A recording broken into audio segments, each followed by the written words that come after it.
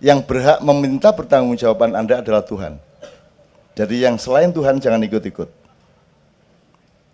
Jadi saya tidak akan mengkafirkan orang, karena itu bukan hak saya untuk mempertanyakan atau meminta pertanggungjawab. Jadi kalau akidah itu urusannya vertikal. Yang penting outputnya akhlaknya baik. Toto itu bersama saya sejak Gedung Ombo, saya ngurusin bertengkar sama Pak Harto dan kejar-kejaran sama tentara sama polisi sampai tidur di sawah segala macam yang kasus tahun 80-an akhir itu. Ina, saya tambahin supaya sambil menjelaskan sambil kita dapat ilmu ya. Jadi Kiai Kanjeng ini teman-teman sekalian beberapa kali sudah membubarkan diri.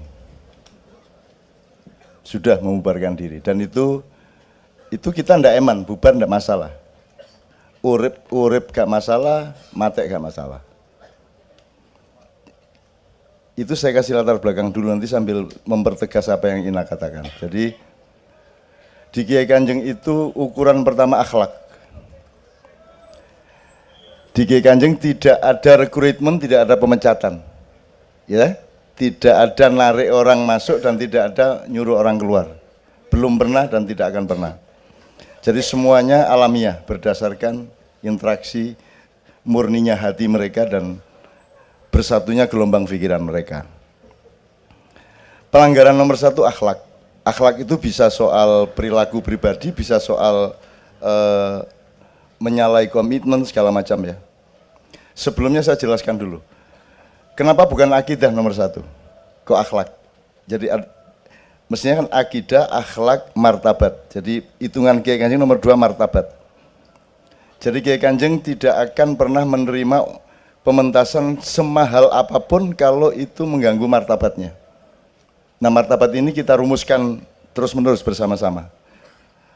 Kita tidak bisa menjadi bagian dari sebuah kepentingan, misalnya kelompok politik tertentu. Jadi ada teori sosiologi bahwa di Indonesia sekarang sebenarnya segala sesuatunya tergantung kepada sambung tidaknya bupati sama rakyat yang paling kecil di bawah, dan itu saya pandu benar. Jadi bupati saya naikkan untuk menciptakan formula kepemerintahan dan formula pengelolaan komprehensif seluruh segi pembangunan dan manusianya. Kalau akidah nanti dulu, akidah ini tidak jadi pemikiran, karena begini teman sekalian, kalau Anda milih kafir, Anda milih Muslim, Anda milih Kristen, Anda milih Buddha, itu Anda tidak bertanggung jawab kepada saya dan kepada siapapun. Yang berhak meminta pertanggungjawaban Anda adalah Tuhan. Jadi yang selain Tuhan jangan ikut-ikut. Jadi saya tidak akan mengkafirkan orang, karena itu bukan hak saya untuk mempertanyakan atau meminta pertanggungjawab. Jadi kalau akidah itu urusannya vertikal. Yang penting outputnya akhlaknya baik. Jadi Kiai Kanjeng ini jangan pikir yang santri cuman Islamianto saja, yang santri beneran lah. Dari pesantren, ngajar di pesantren, kiai, imam iya, pemenang karaoke dangdut se-Jawa Tengah. Ya. Yo, alah, Jijit Joko, gue ya meng Gendo Malioboro aslinya. Ya. Ini semua enggak ada, yang santri enggak ada. Dan kita tidak pernah mempengaruhi mereka untuk sholat atau tidak sholat. Karena kita percaya kepada cuaca, kita percaya kepada aura, kita percaya kepada iklim. Yang tidak dilakukan Indonesia adalah menciptakan iklim yang resonansinya ke seluruh dunia. Karena pemimpin kita enggak punya uslub, enggak punya balaghah. Uslub itu tata komunikasi dan sastra komunikasi. Uslub itu adalah ketinggian diplomasi. Kita tidak punya pemimpin yang memiliki ketinggian diplomasi. Ngomong swadaya pangan, dia lupa bahwa itu menyakiti negara-negara yang kita import. Ya garam, ya beras, segala macam. Dia tidak berdiplomasi sama sekali. Jadi nggak ngitung. Saya punya banyak sekali catatan dari yang saya bilang tadi, buku yang dipakai oleh pemerintahan kita sekarang, yang pelaksanaannya sama sekali tidak berdasarkan prinsipal orkestra musik. Tapi itu nggak usah kita perpanjang. Saya kembali ke Kiai Kanjeng. Jadi saya tidak tanya, Pak Is, Toto itu bersama saya sejak Gedung Ombo, saya ngurusin bertengkar sama Pak Harto dan kejar-kejaran sama tentara sama polisi sampai tidur di sawah segala macam yang kasus tahun 80-an akhir itu. Saya tidak pernah tanya kepada Toto agamanya apa. Baru ketika Kiai Kanjeng saya ajak umroh sama Mbak Via, Toto SMS Zaki, Zaku aku ora dijak. Loh, Islam toh? Wah.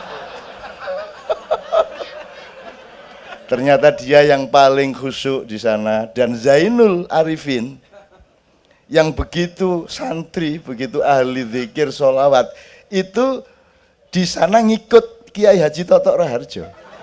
Coba gue. Jadi menentukan tawaf wis ping pira itu ngikut Toto. Dan yang nangis pertama melihat Ka'bah Toto gue absurd tenan. Absurd.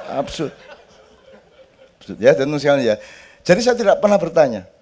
Saya percaya kepada manusia dan saya tidak boleh kalau dia menjadi orang Islam karena saya tidak mau terdaftar di situ. Dia harus lillahi ta'ala dengan jadi menjadi apapun dengan landasan Tuhan secara otentik gitu. Jadi makanya saya tidak mau jadi kiai karena saya tidak mau ada di antara Anda dan Tuhan. Karena di antara Anda dan Tuhan harus kosong. Satu-satunya yang boleh jajar sama Allah di situ adalah Muhammad Rasulullah SAW. Saya tidak mau. Saya tidak mau terlibat di dalam daftar gangguan terhadap orang sholat. Orang sholat dalam arti syar'i maupun sholat dalam arti sosial, dalam arti kebudayaan dan seterusnya. Jadi di Kiai Kanjeng ini akidah kita biarkan. Tanpa kita mempengaruhi mereka untuk menjadi orang soleh. Meskipun ada lagunya kalau untuk taman aku, anak soleh, rajin ngaji, apa? Rajin sholat. La ilaha illallah, Islam, yes. Nah, ada gitunya. Tapi kita tidak pernah mempengaruhi. Tapi lambat laun Anda akan melihat loh mereka ini santri ternyata. Karena mereka memang santri, hatinya suci kok. Saya nggak ragu-ragu ngomong suci mas. Pertama Anda ngomong otentik dulu. Kalau otentik itu berarti Anda murni. Kalau Anda murni berarti Anda asli. Kalau asli itu suci. Ya memang begitu. Suci itu bukan milik Allah. Suci itu loh, kita setiap hari harus mensucikan diri kok, ragu-ragu ngomong suci. Nah, yang disebut kedaulatan adalah ketika Anda berpendapat, pendapat Anda itu suci, artinya benar-benar otentik pendapat Anda, meskipun berasal dari wacana bermacam-macam yang Anda verifikasi.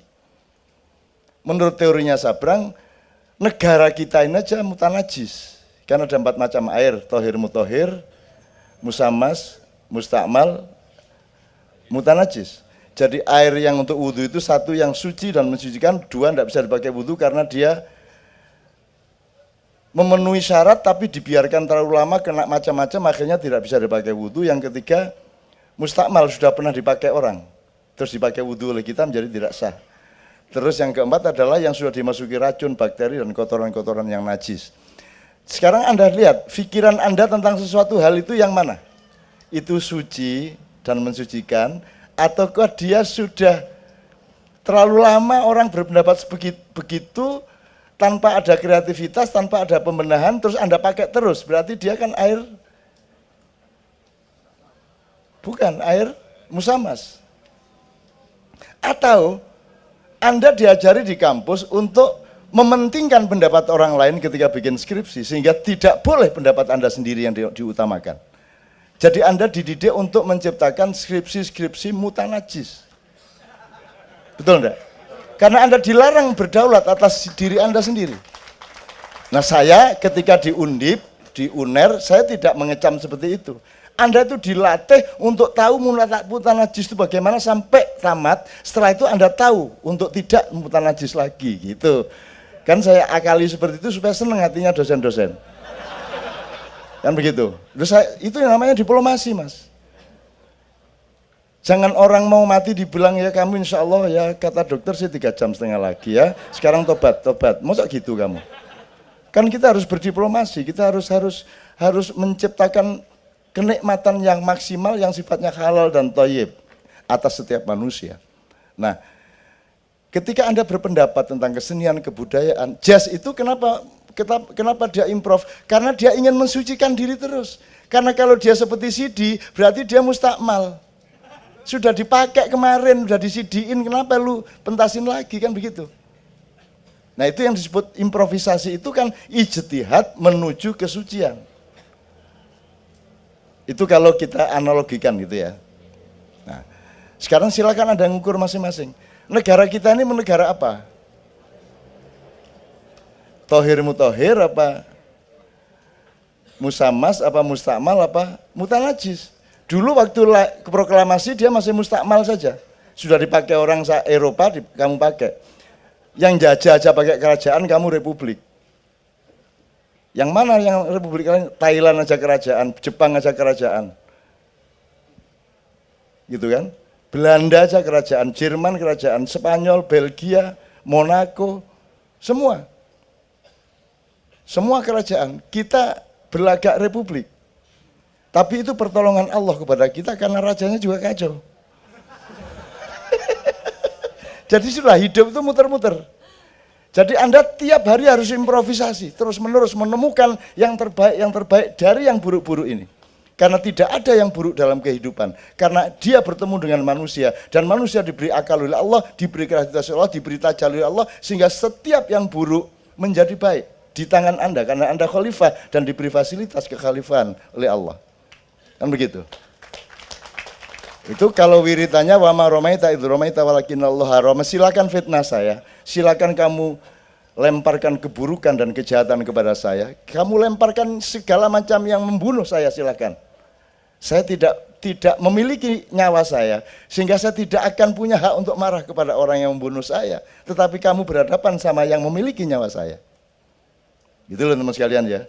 Ini ilmu tentang itu. Dan Kiai Kanjeng teman-teman sekalian, kamu pikir ini bertaruh susu anaknya untuk berani menjadi Kiai Kanjeng? Bagaimana wong kita tidak punya gaji? Mereka punya anak jijit 6, anak 5 jijit. 5 apa 6? Oh 4. Oh sing loro duyul ya. Ya. Joko 2. Joko 2, Imam? Dadi coro kabeh ya ta. Oke, di kamar mandi ya ta. Oke. Ya. Teman-teman sekalian, Pak Nevi masih lumayan dia guru. Ya lumayan dia puskesmas gajinya sangat kecil tapi masih bisa beli beras. Lainnya Pak Joko, Gianto, Saryanto, Doni, Imam. Blodong lumayan dosen. Nek Joko SP kuwi. Terus bagaimana kita berani hidup dengan Kiai Kanjeng? Kita tidak bikin proposal, kita tidak mengajukan untuk berkarier, kita tidak punya jaminan apapun untuk dapat nafkah. Ini bertaruh nyawa anak-anaknya, teman-teman sekalian. Apalagi saya. Gitu loh.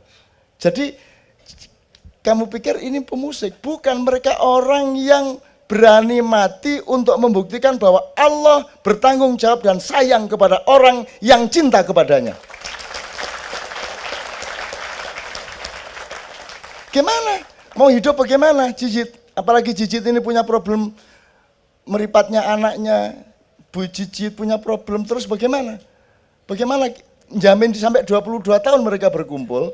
Hidup dari mana? Siapa yang jamin? Sponsor enggak ada. Semua orang berpikiran Kiai Kanjeng itu punya sponsor tetap. Dan benarlah mereka, sponsor tetap itu namanya adalah kasih sayang Allah Subhanahu wa taala. Nek enggak disayang Allah, bagaimana mereka bisa hidup? Termasuk saya. Dan seluruh kegiatan Ma'iyah itu betul-betul adalah bukan uji nyali, bukan. Yang saya uji itu bukan keberanian saya dan Kiai, yang saya uji itu adalah bahwa Allah itu benar ngomong, dia bertanggung jawab kepada hambanya. Dan itu saya ingin buktikan bahwa Allah benar-benar bertanggung jawab. Dan kalau harus mati untuk membuktikan tanggung jawab Allah itu, ya sudah, enggak apa-apa mati, apa sih angele mati. Enggak usah mati, ya mati-mati dewe, kan gitu. Jadi ini bertaruh Mas. Nah, Sabrang itu sekarang mulai merasakan anak saya itu. Sudah nangis di depan saya. Ini Leto ini kelihatannya sudah kena sawabnya Kiai Kanjeng.